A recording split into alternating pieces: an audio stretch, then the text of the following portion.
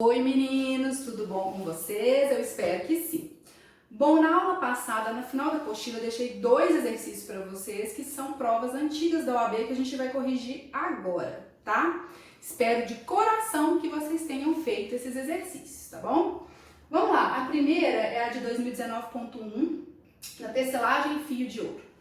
Antes, gente, de começar aqui, vou lembrar para vocês das aulas de petição inicial, quando a gente estava corrigindo os exercícios, que não saiam desenfreados escrevendo a peça. Primeiro vamos destrinchar o problema com todas as informações para aí dar início, tá, à escrita da peça em si. Então, primeiro, para destrinchar um problema de contestação, eu falei com vocês na aula passada que a gente tem que dividir em 3 tópicos: preliminar, prejudicial, mérito. Então, pegou um problema de contestação, já coloca os 3 quadradinhos, porque a gente vai precisar destrinchar essas questões aqui antes de sair escrevendo, tá? Então, vamos lá analisar o problema. A sociedade empresária Tecelagem Fio de Ouro S.A. procura você como advogado, afirmando que Joana da Silva, que foi empregada da tecelagem de 10/5/2008 a 29/9/2018, ajuizou uma reclamação trabalhista em face da sociedade empresária em 15/10/2018. Ou seja, se o réu está te procurando afirmando que recebeu uma notificação trabalhista, isso quer dizer que você tem que fazer uma contestação, certo? Com pedido certo, determinado e com indicação de valor. Ok, respeitou os requisitos da inicial. Pedido certo, determinado e com indicação de valor. O processo tramita perante a 80ª, acho que é isso que fala, se estiver errado me corrijam, por favor. Vara Trabalho de Cuiabá, sobre o número do processo 1000/2018. Só neste parágrafo já temos várias informações. Vamos colocar ela aqui bem bonitinho para a gente ir dividindo o que será feito, tá? Vamos lá. Primeiro, quem te procurou? Tecelagem. Tecelagem é o réu. Tecelagem. Nossa, a letra da professora continua horrorosa. Vamos lá. Tecelagem. Quem que ajuizou a ação? A ex-empregadora da tecelagem, Joana da Silva, que é a autora. Ela foi empregada de 10/5/2008 a 29/9/2018. Ela ajuizou a ação em 15/10/2018 perante o que eu acho que é a 80ª Vara Trabalho de Cuiabá, com o número de processo 1000/2018. Certo. Só nesse parágrafo já temos várias informações, vão anotando, para a construção da sua defesa. Primeiro, o endereçamento. Para onde que eu vou encaminhar a minha contestação? Ao douto juízo da 80ª Vara do Trabalho de Cuiabá. Segundo, o número do processo. Também te forneceu 1000/2018. Terceiro, partes. Quem que é a parte que vai apresentar a contestação? Parte ré, tecelagem. Vai apresentar a contestação em face da ação ajuizada por Joana da Silva, que é a autora. Então, só nisso aqui, só nesse parágrafo, o inicinho da contestação já está ok. Você já tem todos os dados lá para escrever sua contestação. Vamos passar, então, a análise dessas datas. Gente, sempre que tiver datas, muito cuidado, tá? Por quê? Principalmente para prejudicial. Lembra que eu falei com vocês na aula passada que prejudicial é prescrição e decadência? Principalmente prescrição. Sempre atentar se tem prescrição bienal e quinquenal, tá? Bienal, como que eu sei se tem prescrição bienal? O que é a prescrição bienal? O empregado ele tem que ajuizar a ação em até 2 anos após a rescisão do contrato. Então, o contrato dela foi até 20/9/18, quando acabou. E ela ajuizou a ação nem um mês depois, 15/10/2018. Então, ela respeitou o prazo de 2 anos. Então, prescrição bienal? Não temos. Não vai ser alegado. Prescrição quinquenal. O que é prescrição quinquenal? O autor pode pleitear os direitos dos últimos 5 anos após a data do ajuizamento. Então, temos que analisar. Se ela ajuizou a ação em 15/10/18, ela somente pode pleitear os direitos até 5 anos após o ajuizamento, 15/10/2013, certo? E aí, o que eu faço com essa informação? Você vê se ela tem um contrato anterior a essa data. Se ela foi contratada antes dessa data, então estão prescritos os direitos anteriores a 15/10/2013. Como ela entrou lá em 10/5/2008, ela entrou bem anterior à data prescricional. Então, em defesa, agora vocês estão pela empresa fazendo uma defesa. Tem que alegar a prescrição quinquenal. Quinquenal, tá? Opa, nossa senhora. Prescrição quinquenal. Uma vez que estão prescritos todos os direitos anteriores a 15/10/2013. Como ela entrou em data bem anterior, tem que ser alegado a prescrição quinquenal. Se ela tivesse entrado dentro deste período, não precisaria alegar a prescrição quinquenal, ok? Mas como ela entrou em data bem anterior e estão prescritos os créditos anteriores aqui a 2013, essa prescrição tem que ser alegada, ok? Então vamos lá, já achamos a prescrição. Vamos continuar com o problema.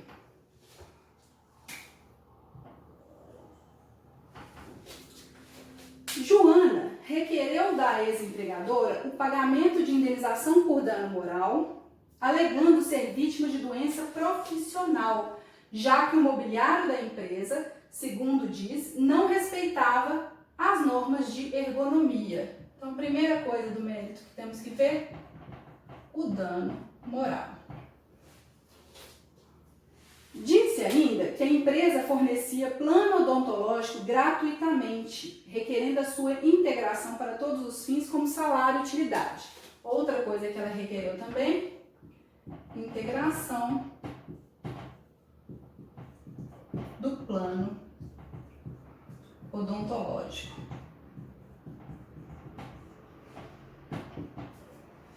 Afirma ainda, esse ainda eu criei, né? Afirma que nos últimos 2 anos, a sociedade empresária fornecia a todos os empregados uma cesta básica, suprimida a partir de 1º de agosto de 2018, violando o direito adquirido, pelo que requer o pagamento nos meses de agosto e setembro de 2018. Então, o outro pedido dela, cesta básica. Vamos analisar depois o mérito de cada pedido, tá? Por enquanto, vamos só destrinchando o que o problema está falando. Relata que no ano de 2018, permanecia 2 vezes na semana por mais de 1 hora na sede da empresa para participar de um culto ecumênico, caracterizando o tempo à disposição do empregador, que deve ser remunerado como hora extra.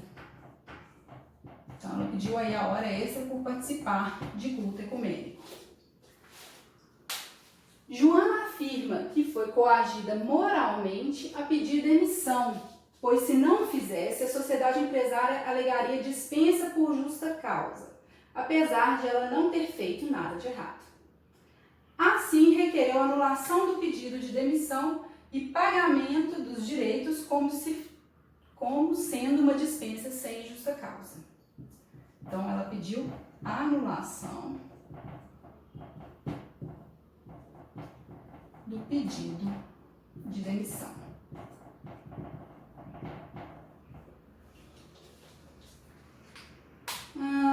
Ela reclama que foi contratada como cozinheira, mas que era obrigada desde o início do contrato, após preparar os alimentos, colocá-los numa bandeja e levar a refeição para 5 empregados do setor. Esse procedimento caracterizaria acúmulo funcional com atividade de garçom, pelo que ela requer o pagamento do plus salarial de 30% sobre o valor do salário. Então, ela queria aqui também um acúmulo de função.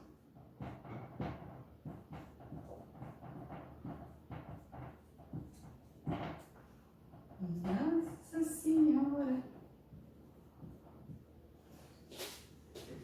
Então, vamos lá. Acúmulo de função. Por fim, formulou um pedido de adicional de periculosidade, mas não fundamentou a causa de pedir. Então, ela fez um pedido de adicional de periculosidade, mas ela não fundamentou a causa de pedir. O que isso quer dizer, gente? Vimos na aula passada que uma das preliminares que é muito cobrada é a preliminar de inépcia da inicial. Se ela fez pedido e não fez causa de pedir, é inépcia por ausência de causa de pedir, tá, gente?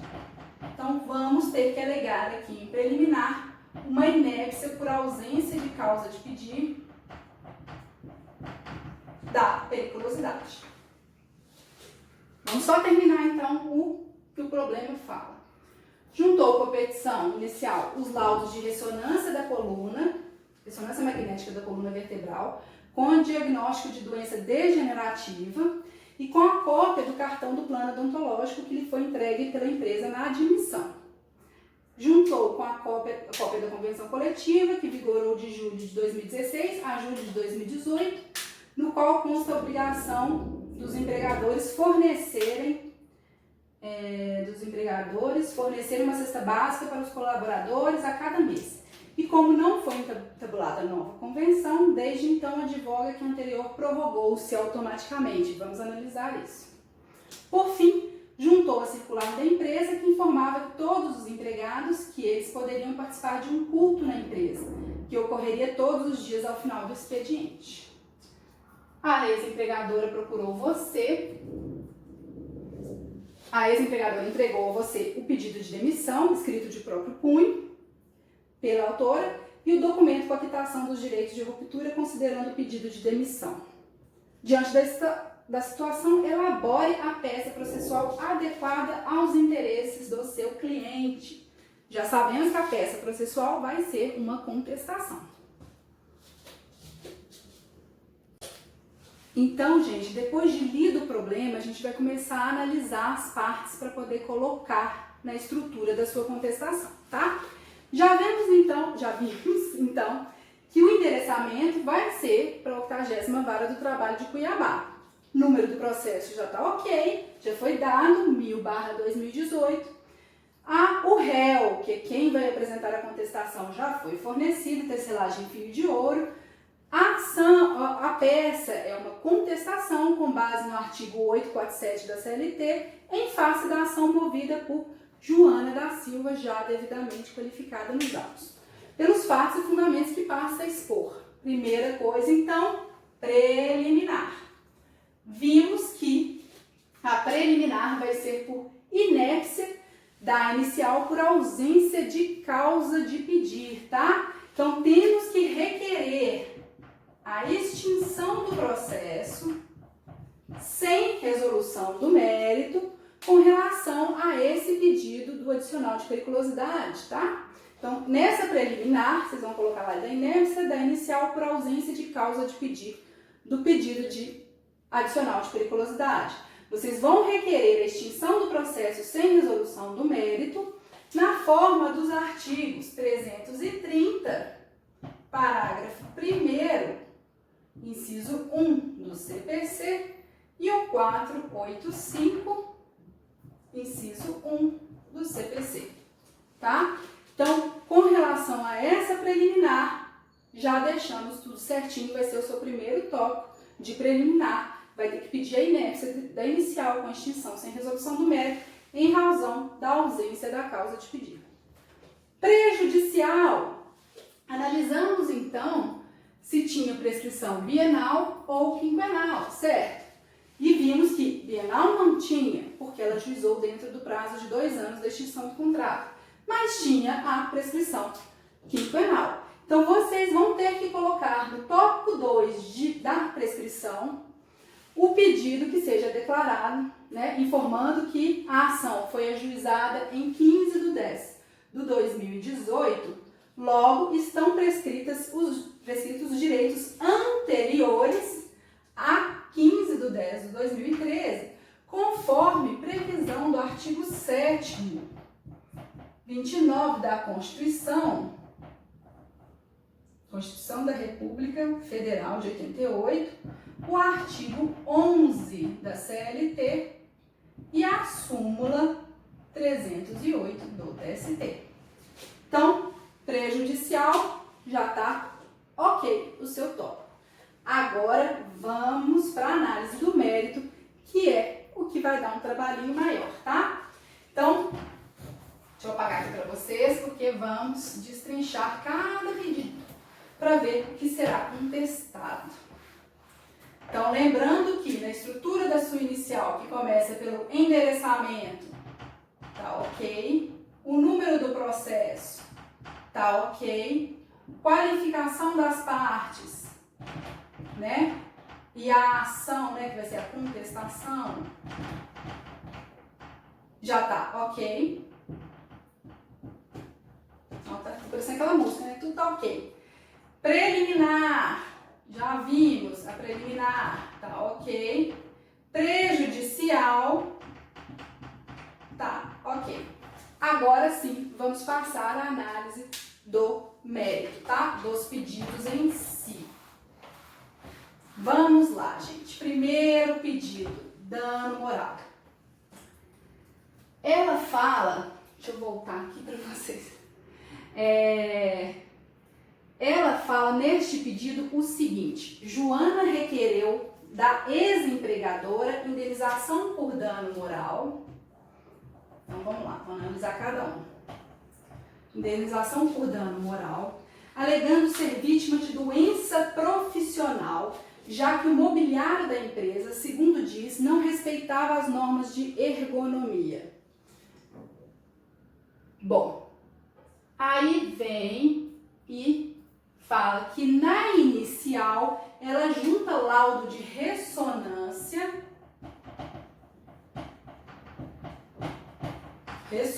magnética de coluna vertebral com diagnóstico de doença degenerativa.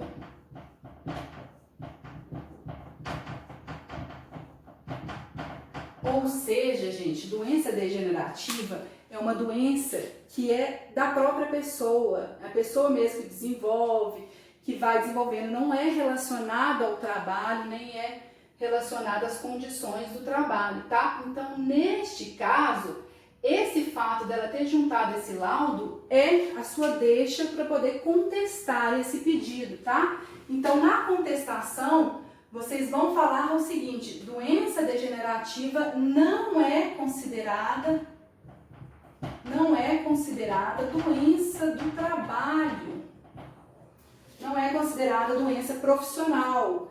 Onde que eu acho a fundamentação disso, gente? Acidente do trabalho, doença relacionada ao trabalho, Lei 8.213 de 91. Sempre que falar doença relacionada ao trabalho, acidente do trabalho, Lei 8.213 de 91. Está lá no artigo 20, parágrafo 1º, a linha A da Lei 8.213 de 91.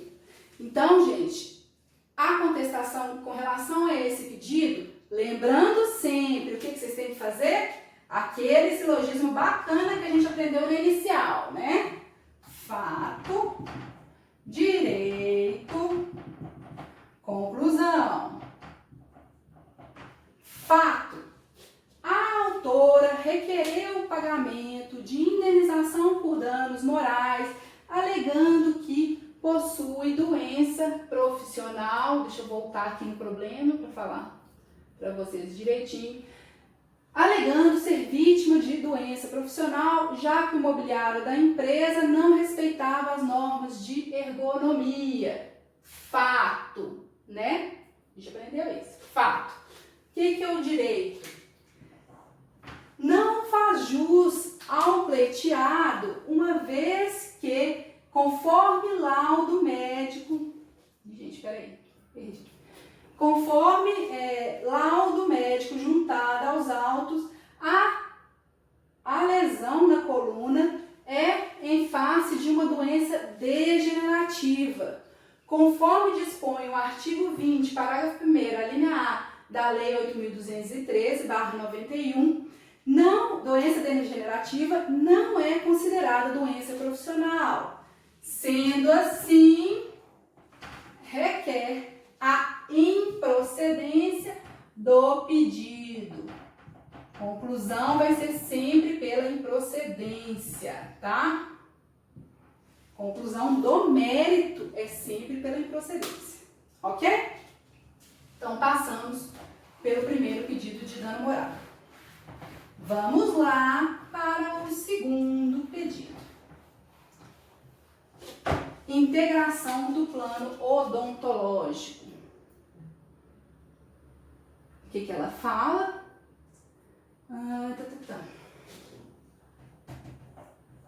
Plano odontológico. Da integração do plano odontológico. Coloca assim, gente, no tópico de vocês, tá? Vamos colocar bonitinho aí. Da integração do plano odontológico.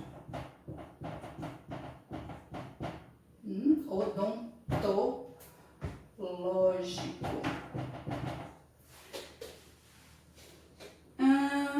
Disse ainda que a empresa fornecia plano odontológico gratuitamente, requerendo então a sua integração para todos os fins como salário e utilidade.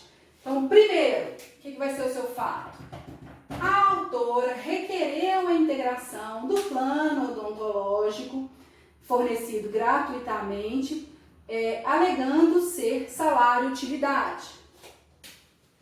Direito. Gente, vamos lá, eu coloquei aí para vocês na correção. Plano odontológico é salarial?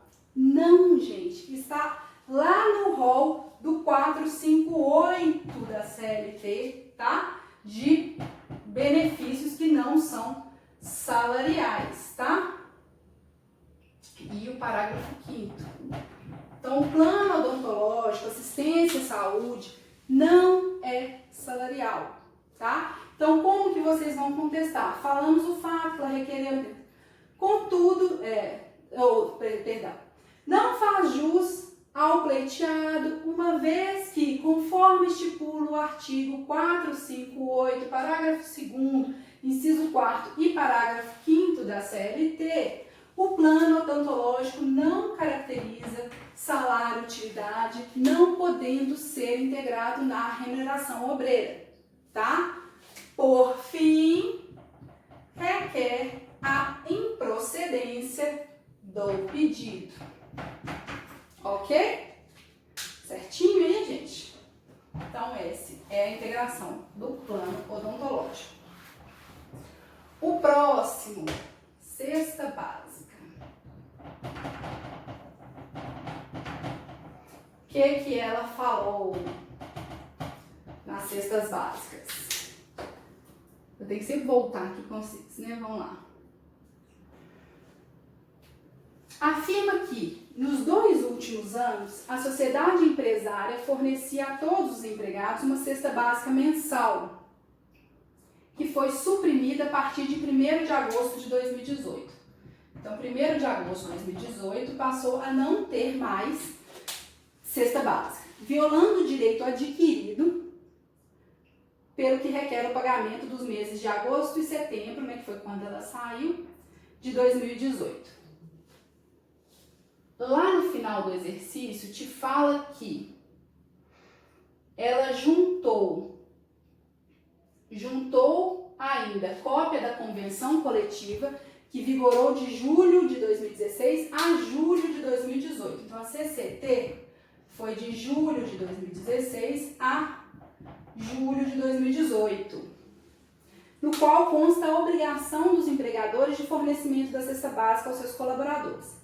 E como não foi entabulada nova convenção, desde então advoga que a anterior prorrogou-se automaticamente. Então, não tem CCT nova. O que ela acha é que essa anterior vai ser prorrogada. Isso que vamos analisar, tá? Primeiro, gente, fato. A autora requereu a concessão das cestas básicas do mês de agosto e setembro, né, de 2018, sob o fundamento de que a CCT prorrogou-se, devendo ser concedido a ela este benefício. Direito. Gente, vamos lá entrar um pouco nesse mérito dessa questão da cesta básica. Primeiro, gente, eu até coloquei para vocês na correção do exercício, a alimentação ela não tem estipulação legal, ela não tem uma previsão legal de concessão de alimentação. Ela tem que estar prevista na convenção coletiva, tá? Então, o que o problema te passou é que a convenção coletiva de julho de 2016 a julho de 2018 previa alimentação e a empresa concedia. Então, estava ok. Só que não temos uma nova CCT, né?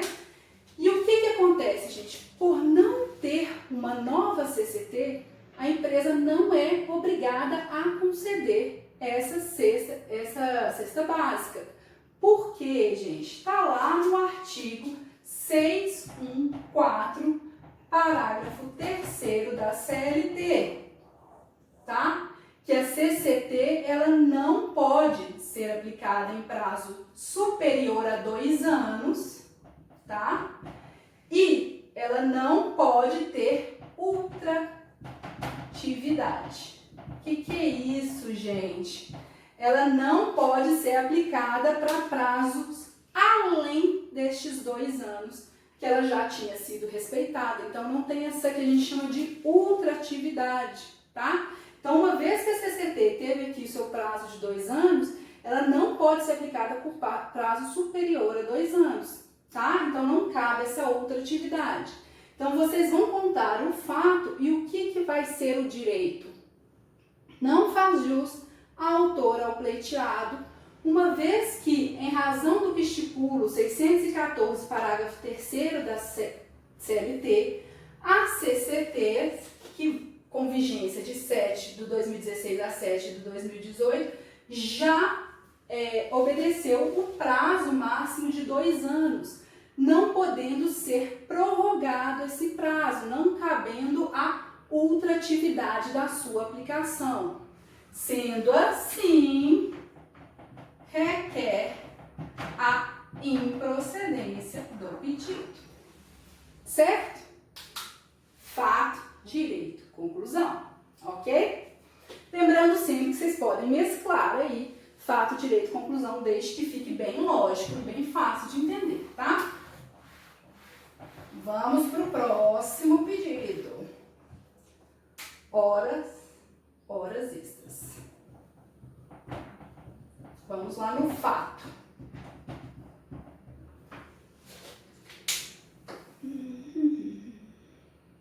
Vamos lá no fato. Relata que no ano de 2018 permanecia 2 vezes na semana por mais de 1 hora na sede empresária para participar de um culto ecumênico, caracterizando o tempo à disposição do empregador que deve ser remunerado como hora extra. O que requereu? Lá no final, ela fala que por fim, ela juntou uma circular da empresa.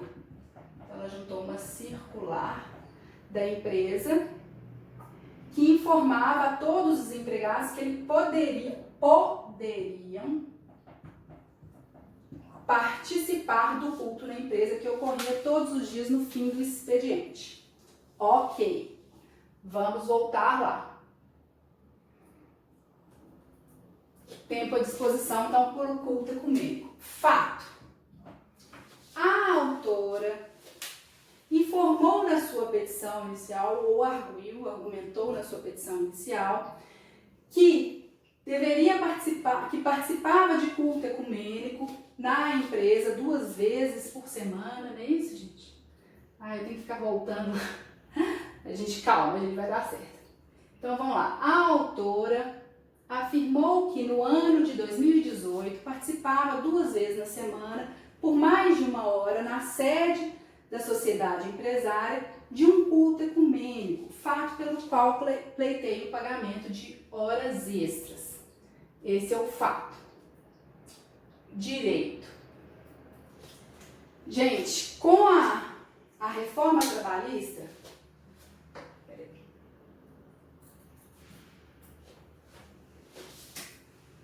gente, vamos lá.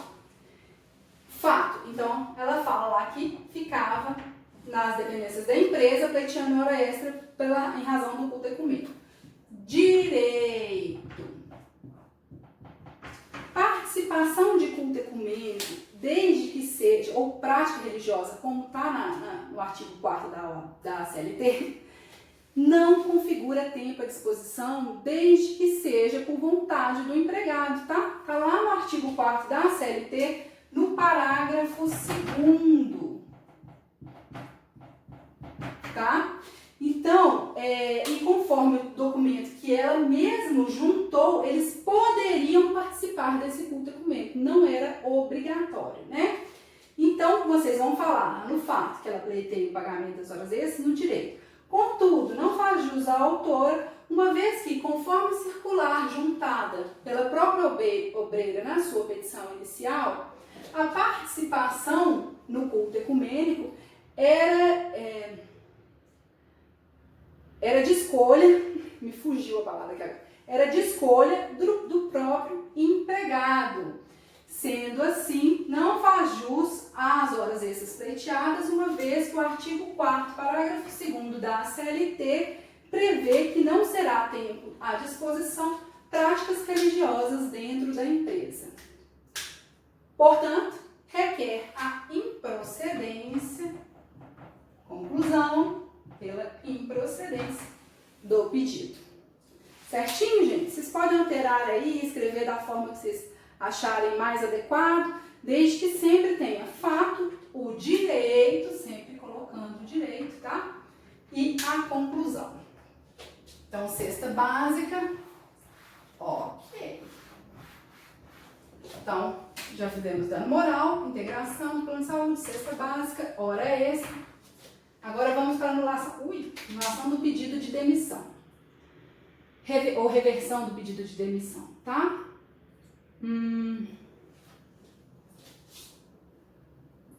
Joana afirma que foi coagida moralmente a pedir demissão. Então vamos lá, para o pedido de anulação ou reversão do pedido de demissão.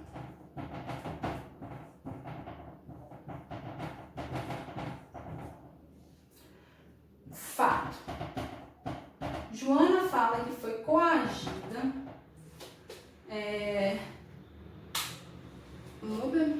Joana afirma que foi coagida moralmente a pedir demissão, pois se não o fizesse, a sociedade empresária alegaria dispensa por justa causa, apesar de nada ter feito de errado. Assim, requer a anulação do pedido de demissão e pagamento dos direitos como fosse dispensa sem justa causa. No fato, o que vocês vão falar? Joana requereu ou pleiteou na sua exordial o pagamento das verbas rescisórias, Joana requereu a reversão ou anulação do seu pedido de demissão sob o fundamento de que foi coagida a fazê-lo, requerendo o pagamento das verbas rescisórias. Esse é o fato.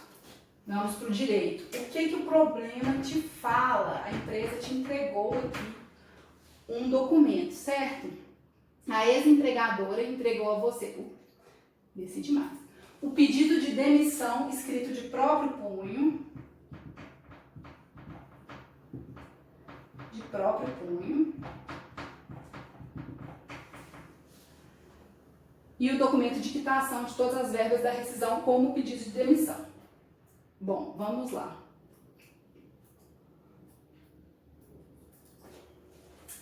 Então, gente, como a autora escreveu, né, fez a declaração de próprio punho dela, pedindo a sua demissão e as verbas foram todas pagas, quem tem o ônus de provar que ela foi coagida a pedir demissão e tudo é a própria autora, tá? Então, o ônus de provar essa coação é da autora. Então, a defesa vai ser no sentido de que não houve qualquer coação, não houve coação, tá? Aí vocês vão colocar lá, fato.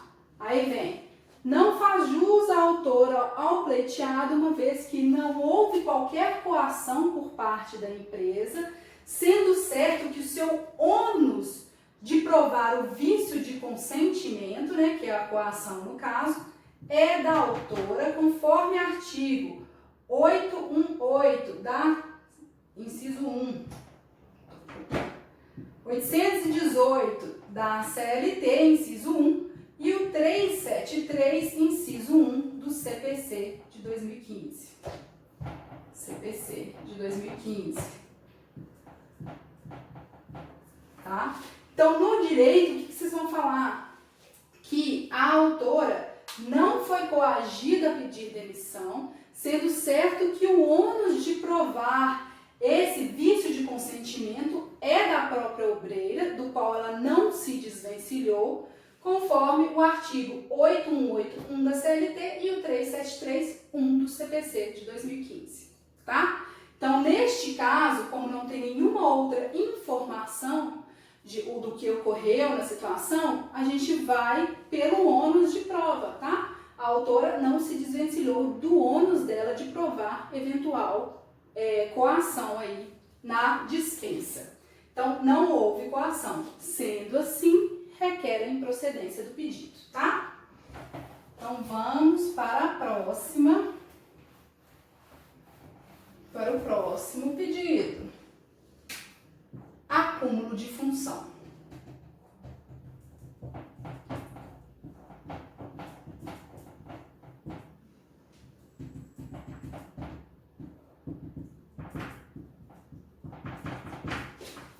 Acúmulo de função.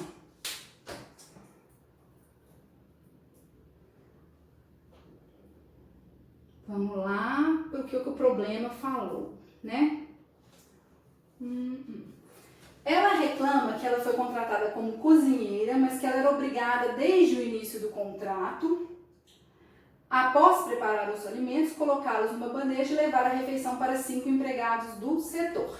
Esse procedimento caracterizava acúmulo de função com atividade de garçom, pelo qual ela requer o pagamento do plus salarial de 30% do seu salário. Então, ela requer o pagamento do plus salarial de 30% do seu salário. Certo. Vamos lá, gente.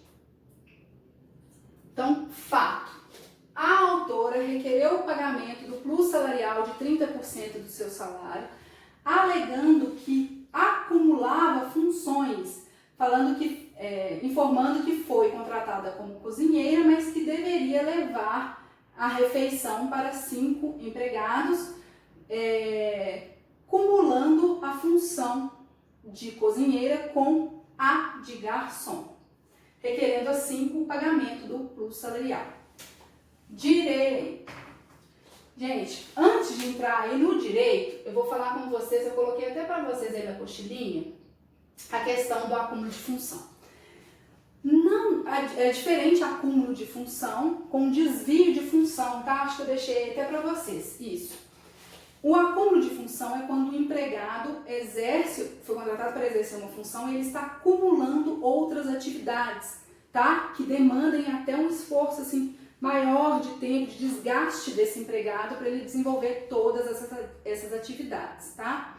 Já o desvio de função não, o empregado foi contratado com uma determinada função e está realizando outra função, tá? Então isso que são as ideias de acúmulo de função e de desvio de função. O acúmulo de função não tem previsão legal, tá? Esses 30% é previsão de jurisprudência. Quando é reconhecido, né, o acúmulo de função, eles aplicam esses 30% aí de adicional, mas não está previsto em nenhuma legislação essa questão do acúmulo, tá? Não está previsto na CLT a questão do acúmulo de função aí. Então, gente, é o seguinte, vamos analisar se realmente ela acumulava função. Ela foi contratada como cozinheira e aí ela só entregava os alimentos, né, para os empregados. Gente, isso não é acumular função. O fato de entregar não está impedindo ela de exercer sua função de cozinheira, nem está trazendo um desgaste maior no desempenho da sua função. Então, não tem nenhuma alteração que a gente pode ser considerada lesiva no contrato dela aí, tá? Então, a atividade que ela está desempenhando é uma atividade compatível, parágrafo único da CLT, é uma atividade compatível com a sua condição pessoal e profissional, tá? Não sei se vocês vão lembrar, quando a gente teve essa matéria, esse pedido de acúmulo de função, ele é a maioria das vezes, não tem nem sua procedência, tá? Claro que tem que ser analisado caso a caso, gente. Mas se o empregado, dentro das suas atividades, ele consegue desempenhar outras, não é caracterizado como acúmulo de função, tá? Porque está lá no 456 da CLT que se a atividade for compatível com a sua condição pessoal e profissional, não é considerado acúmulo de função, tá? Então, por exemplo, eu falei com vocês, não sei se vocês lembram dessa aula, que esse pedido começou a cair muito em desuso porque o pessoal começou a exagerar. Por exemplo, uma pessoa que é secretária, se ela fosse lá fazer um cafezinho, ela estava pleiteando acúmulo de função com copeira, enfim. E aí, esse pedido começou a ser muito exagerado nessas questões. Então, cuidado, gente, acúmulo de função hoje é bem complicado. Tem que realmente comprovar que está acumulando outras funções e que isso está gerando um desgaste maior do profissional, do empregado, tá? Então, vamos lá. Com base no artigo 456, a atividade que você é contratada tem que ser compatível, né? Você pode realizar outras atividades, desde que compatível com sua condição pessoal e profissional, tá? Então, uma vez que... Aí vocês vão falar o fato que ela requereu o pagamento adicional, tá? Não faz jus ao pleiteado, uma vez que, conforme o artigo 456, parágrafo único da CLT, as atividades desempenhadas pela autora não são incompatíveis com a sua condição pessoal e profissional. Sendo assim, requerem procedência do pedido, vez que não há se caracterizar o acúmulo de função.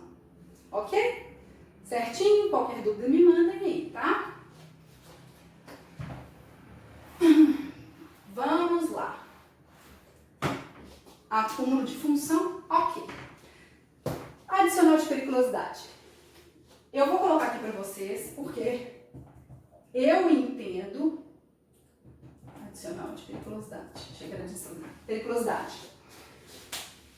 A OAB não cobrou que se entrasse no mérito do adicional de periculosidade, ou seja, que ele não fosse contestado, não precisava ser contestado, não estava no esquema de prova a contestação específica do pedido do adicional de periculosidade. Só que eu falei com vocês na aula e eu reviso essa informação.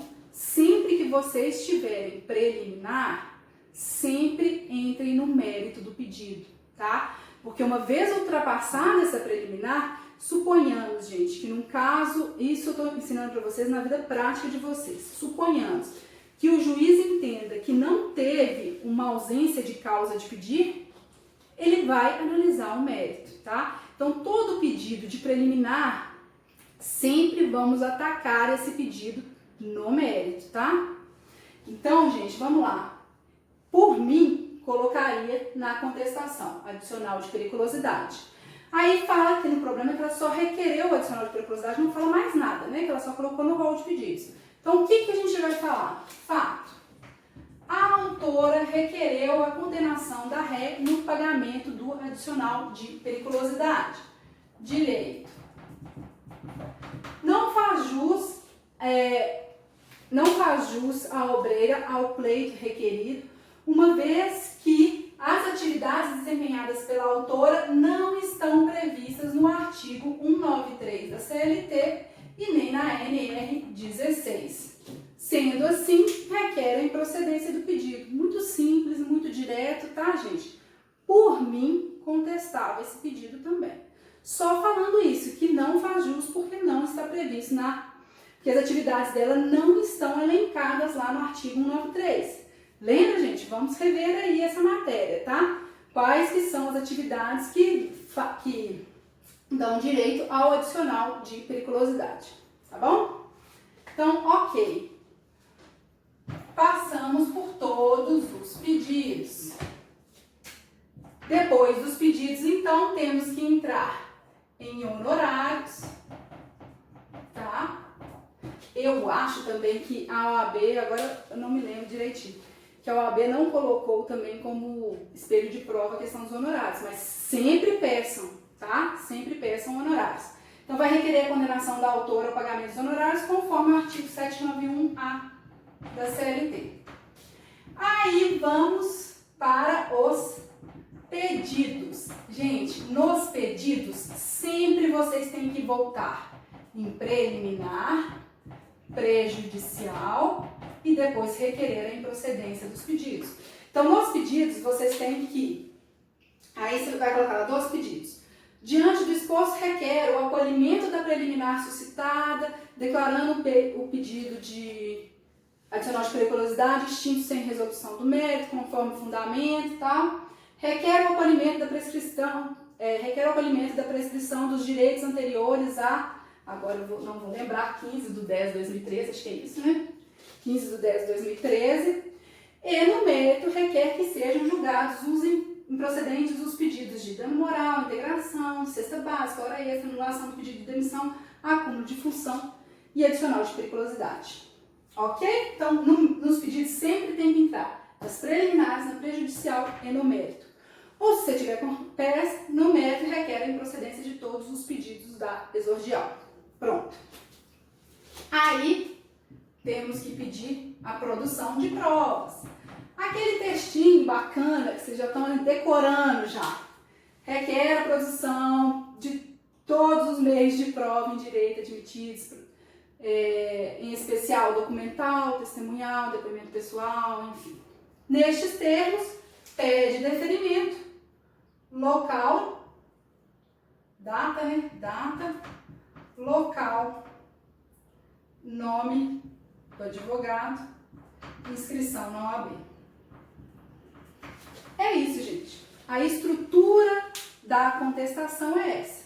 Aí vocês tentem fazer o exercício, escrever bonitinho, fazer os silogismos. Se quiserem me encaminhar, eu corrijo para vocês, tá? Mas vamos tentando escrever aí, ok?